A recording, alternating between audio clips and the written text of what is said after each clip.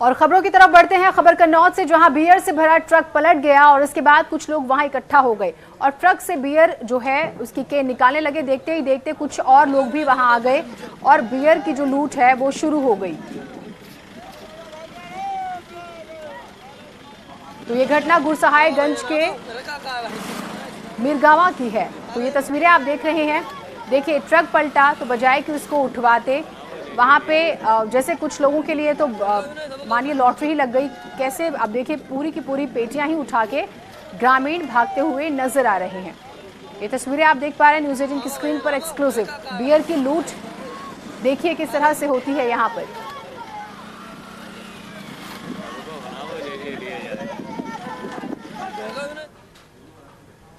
कांग्रेस महासचिव प्रियंका गांधी की बढ़ सकती है मुश्किलें। यस बैंक के राणा कपूर के साथ लेन देन की हो सकती है जांच। सूत्रों के हवाले से यह खबर आ रही है, राणा कपूर ने खरीदी थी पूर्व पीएम राजीव गांधी की पेंटिंग और पेंटिंग का पैसा प्रियंका गांधी को चेक से मिला। ये सूत्र जानकारी दे रहे हैं। नियम के मुताबिक पैसा एआईसीसी को जाना था। पैसे के बदले यस बैंक को फायदा पहुंचाने का शक है। तो ये बड़ी खबर जिससे हम आपको रूबरू करा रहे हैं, क्योंकि अब सवाल उठ रहे हैं। देखिए, आज भी जिस तरह से इन्वेस्टिगेशन आगे बढ़ी और ये माना गया कि तमाम जो प्रॉपर्टीज है राणा कपूर की उसमें रिश्वत का पैसा लगा हुआ है। अब पेंटिंग 2 करोड़ रुपए की राजीव गांधी की खरीदी जाती है और पैसा जो है वो प्रियंका गांधी का नाम सामने आता है। तो ये इन्वेस्टिगेशन का पार्ट और लगातार अब सवाल जो है प्रियंका पर उठ रहे हैं।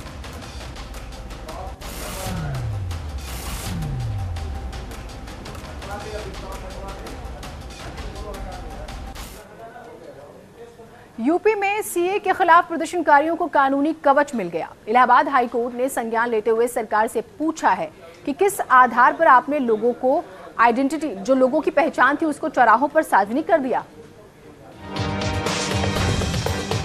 हाई कोर्ट ने चौराहों पर लगे फोटो प्रदर्शनी को देखने के बाद सरकार से जवाब तलब किया है और सरकार ने हाई कोर्ट में दलील रखी है। फिर भी हाई कोर्ट ने पूछा कि कौन से कानून की धारा के तहत चौराहों पर लोगों के निजता का सरकार हनन कर रही है। सरकार ने कहा कि ये दंगाई हैं जिनकी संपत्ति कुर्क कर पब्लिक प्रॉपर्टी की भरपाई करेंगे और लोगों को बताने के लिए चौराहों पर पोस्टर लगाए गए हैं ताकि लोग दंगाइयों को पहचान सके। फिर भी ये बात हाई कोर्ट के गले के नीचे नहीं उतरी और आदेश दे दिया कि प्रशासन 16 मार्च तक बदली हुई तस्वीर के साथ एक रिपोर्ट रजिस्ट्रार के सामने पेश करे।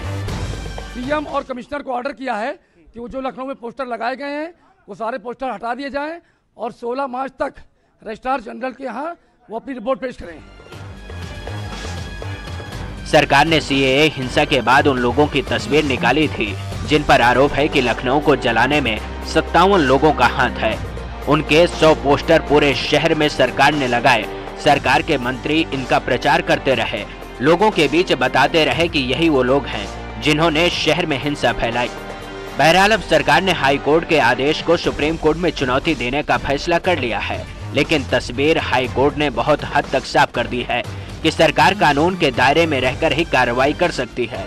जिन लोगों को सरकार ने पोस्टर में जगह दी वो तस्वीर तो नहीं बदल सकती, लेकिन आने वाले समय में सरकार को लोगों के अधिकारों और कानून के बीच का फासला तय करना होगा।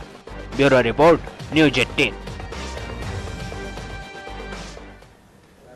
और चलिए अब आपको वो तस्वीर दिखाते हैं जिसको लेकर हाईकोर्ट ने संज्ञान लिया है और योगी सरकार को बताया है कि निजता के अधिकार भी लोगों के पास हैं, कम से कम उनका तो ख्याल रख लिया होता। योगी जी ने कहा था कि हम उन चेहरों को उजागर करेंगे जिन्होंने नागरिकता संशोधन कानून की आड़ में देश में और प्रदेश में उपद्रव फैलाने की कोशिश की थी।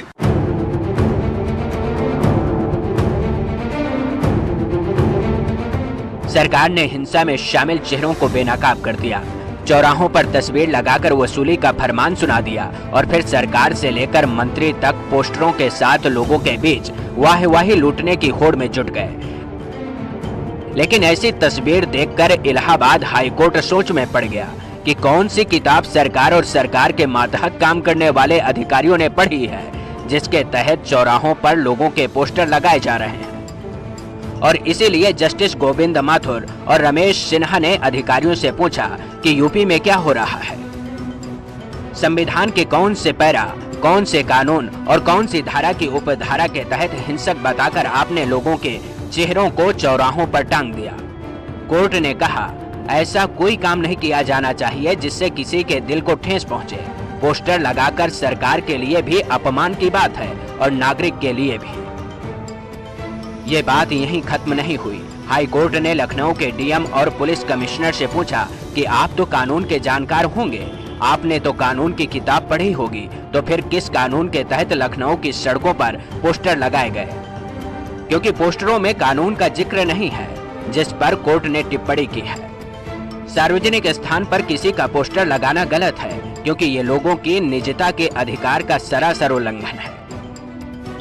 और जब जवाब नहीं मिला तो कोर्ट ने सरकार और प्रशासन को बता दिया कि निजता का अधिकार भी संविधान की किताब में लिखा है, उसको कैसे भूल जाते हैं। फिर भी चुनी हुई सरकार के मंत्री ने पोस्टर के साथ बेनकाब करने का श्रेय लिया। ये वो उपद्रवी चेहरे हैं जिन्होंने प्रदेश की जनता को नुकसान पहुंचाया, जनता की प्रॉपर्टी को इन्होंने बर्बाद करने का प्रयास किया, क्षति पहुंचाने का प्रयास किया। अब उनसे वसूली की जा रही है माननीय सर्वोच्च न्यायालय के आदेशानुसार। वैसे कोर्ट ने सरकार और प्रशासन को आईना दिखा दिया। उम्मीद करिए कि सरकार आगे से आपके अधिकारों पर अतिक्रमण नहीं करेगी। Bureau report, news 18। हाईकोर्ट का आदेश आने के बाद मुख्यमंत्री योगी आदित्यनाथ के मीडिया सलाहकार मृत्युंजय कुमार ने ट्वीट किया। उन्होंने लिखा, दंगाइयों के पोस्टर हटाने के हाईकोर्ट के आदेश को सही परिप्रेक्ष्य में समझने की जरूरत है। सिर्फ उनके पोस्टर हटेंगे, उनके खिलाफ लगी धाराएं नहीं हटेंगी। और न्यूज 18 से बोले अखिलेश यादव, हाईकोर्ट के फैसले का स्वागत है। अखिलेश यादव ने कहा, यूपी सरकार को अपने फैसलों पर सोचना चाहिए, लोगों के साथ अन्याय ना करे अहंकारी सरकार। ये कहा उन्होंने। हमें न्यायालय पर उम्मीद है, भरोसा है, इसी तरह न्यायालय से न्याय मिलता रहेगा, ये कहा अखिलेश यादव ने। सीए को लेकर आम लोग नाराज हैं। समाजवादी पार्टी के राष्ट्रीय अध्यक्ष अखिलेश यादव जी, अखिलेश ये बताइए, जिस तरीके से होर्डिंग लगाए गए थे लखनऊ में, उसके बाद हाईकोर्ट ने आज टिप्पणी की और होर्डिंग हटाने के आदेश दिए, आप क्या कहेंगे इस पर? मैं बधाई देना चाहता हूँ, धन्यवाद देना चाहता हूँ इस फैसले के लिए। बहुत स्वागत करता हूँ इस फैसले का। सरकार को एक बार फिर अपने पे सोचना पड़ेगा कि अहंकारी फैसले सरकार लेना बंद करे, नियम और कानून के साथ चले, लोगों के साथ अन्याय न करे। हमें उम्मीद है इसी तरह न्यायालय से न्याय मिलता रहेगा। सीए को लेकर के आम लोग नाराज़ हैं। सीए को लेकर के गरीब लोग जानना चाहते हैं आखिरकार गरीब लोगों का क्या होगा। इसलिए सीए का आंदोलन भारत के लोगों का आंदोलन है। मुझे उम्मीद है आने वाले समय में जिस तरीके से जिस रास्ते पे चीज़ें गई हैं उसमें सुधार आएगा। आपको विचार इस बात का करना चाहिए कि सबसे ज़्यादा दुनिया में भारत की बदनामी हुई है, और भारत की बदनामी क्यों और किसके कारण हुई है, ये सबसे बड़ा विचार करने का सवाल है। दिल्ली में जो हुआ, सत्ता पक्ष विपक्ष पर आरोप लगा रहा है, विपक्ष सत्ता पक्ष पर आरोप लगा रहा है, आपका क्या कहना है इसमें? भारतीय जनता पार्टी जानबूझ करके दंगा करती है, और भारतीय जनता पार्टी जब भी दंगा करती है उससे लाभ उठाने की कोशिश करती है। दंगा होगा तो भारतीय जनता पार्टी को लाभ पहुंचेगा। सूबे में दो राजनीतिक पार्टियों के बीच विरोध प्रदर्शन को लेकर बात हुई। मौजूदा सीएम ने पूर्व सीएम को फोन किया और शिकायत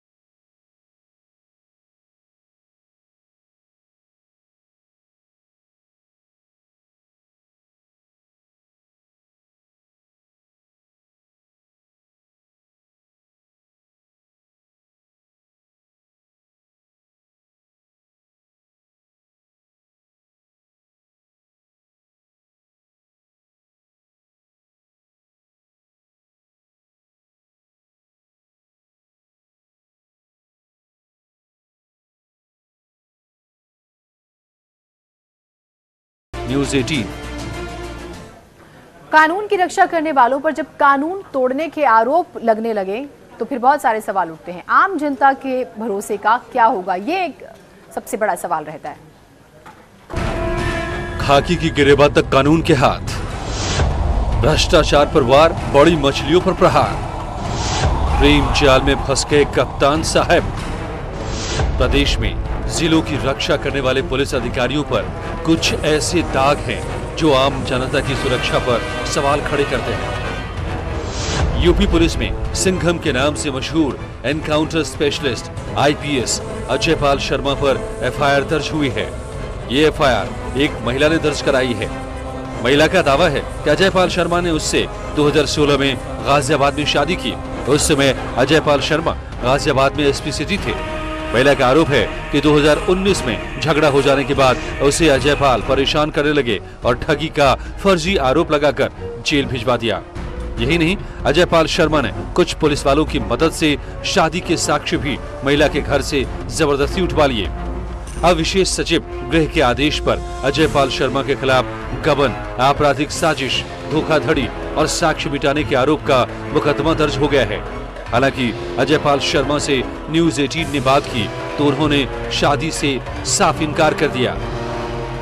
एलिगेशंस जो हैं वो कम्प्लीटली बेसलेस हैं और जो मेरा मानना है कि मैं पूरी तरह से इसमें निर्दोष हूँ और बाकी इसमें जो भी लीगल एक्शन है मुझे पूरा विश्वास है कि इसमें न्याय होगा।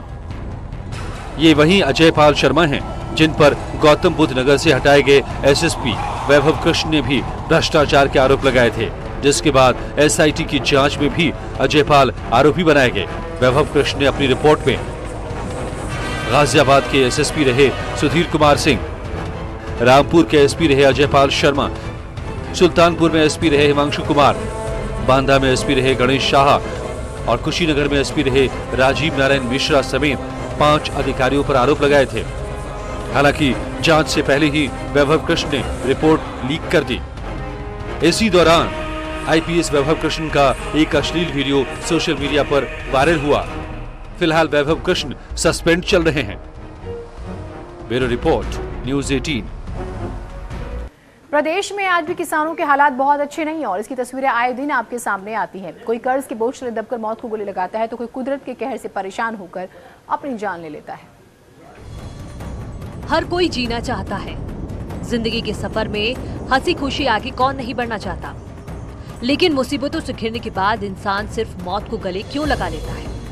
क्या उसके लिए मुसीबत से बच पाना नामुमकिन हो जाता है? ये सवाल इसलिए उठ रहे हैं क्योंकि सहारनपुर में एक किसान इसलिए फांसी लगा लेता है क्योंकि वो बैंक के कर्ज से परेशान होता है। प्रथम दृष्टया जानकारी प्राप्त की गई है, उसके अनुसार यह बताया गया है कि बैंक के लोन से कुछ परेशानी थी, किंतु अभी तक परिजनों द्वारा कोई तहरीर नहीं दिया गया है। पंचायतनामा करके पोस्टमार्टम बॉडी भेजी जा चुकी है। विस्तृत जांच करके मृत्यु के कारणों का पता लगाया जाएगा। किसान ने यूनियन बैंक से कर्ज लिया था, जिसको भर पाने में किसान नाकाम हो गया, जिससे परेशान होकर उसने बैंक की शाखा के सामने मौत को गले लगा लिया। आरोप है कि बैंक दलाल के माध्यम से लगातार किसान पर कर्ज भरने का दबाव बना रहा था, जिसकी वजह से परेशान होकर किसान ने मौत को गले लगा लिया। किसान की मौत के बाद प्रियंका गांधी ने ट्वीट किया।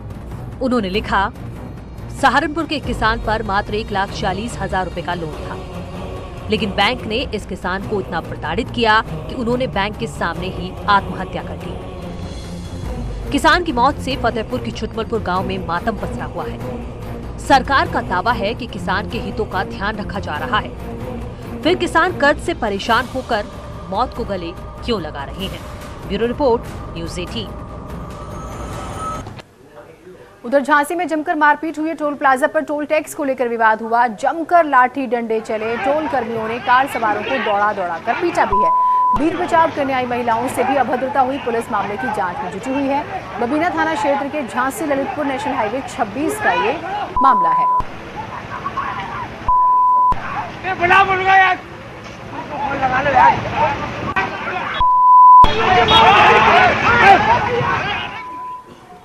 चलिए, खबरें और भी रहेंगी, एक छोटे से ब्रेक के लिए रुकते हैं।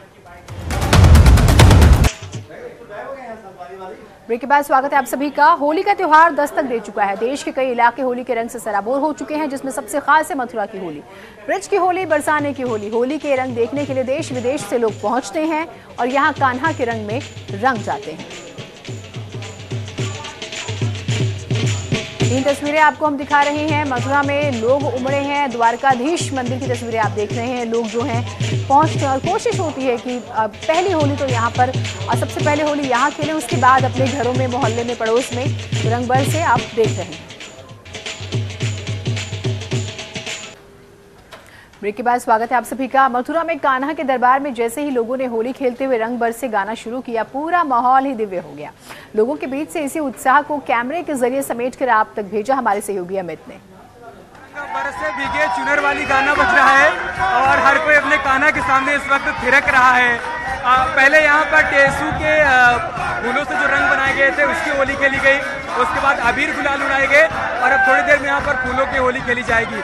लेकिन जो लोग थिरक रहे हैं उनमें से कुछ लोगों से बातचीत कर लेते हैं। क्या नाम है आपका? रुंझुन नाम है मेरा। रुंझुन। अच्छा, कैसा लग रहा है? बहुत अच्छा लग रहा है। अच्छा, पहली बार आए यहाँ पर? यहाँ पहली बार। कान्हा के साथ होली खेलने? अच्छा, यहाँ पर द्वारकाधीश मंदिर में आकर कैसा लगा? बहुत अच्छा लग रहा है, मेरा मन था एक बार यहाँ पर। क्या कान्हा से क्या कहना चाहती है? कान्हा से कहना चाहते हैं कि वो हमारे साथ हमेशा रहे, हम उनके हमें बुलाते रहे अपने साथ हमारी होली पे खेलने के लिए। आप भी कुछ कहना चाहती हैं? पहले होली कान्हा के साथ, फिर घर वालों के साथ। तो पहली होली कान्हा के साथ, उसके बाद होली घर वालों के साथ, है ना? तो हर कोई चाहता है कि पहली होली वो अपने कान्हा के साथ खेले। अब देखिए यहाँ पर हर कोई थिरक रहा है, किसी के कदम रुक नहीं रहे। कोई कान्हा के लिए भोजन परस रहा है, तो कोई कान्हा को रंग लगा रहा है और अपने अपने तरीके से इस वक्त कान्हा को रिझाने का प्रयास कर रहा है।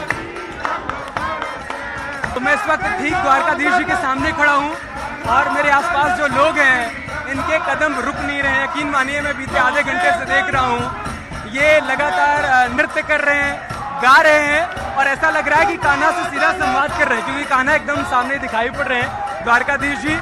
तो इनको लग रहा है कि आज वो मौका है होली के दिन जब ये अपनी बात कान्हा तक पहुँचा पाए। और आप देखिए गाना बज रहा है और उस गाने के माध्यम से ये अपनी बात को कान्हा तक पहुँचा रहे हैं। कह रहे हैं इस रंग में पूरी तरह से भीग जाना चाहते हैं और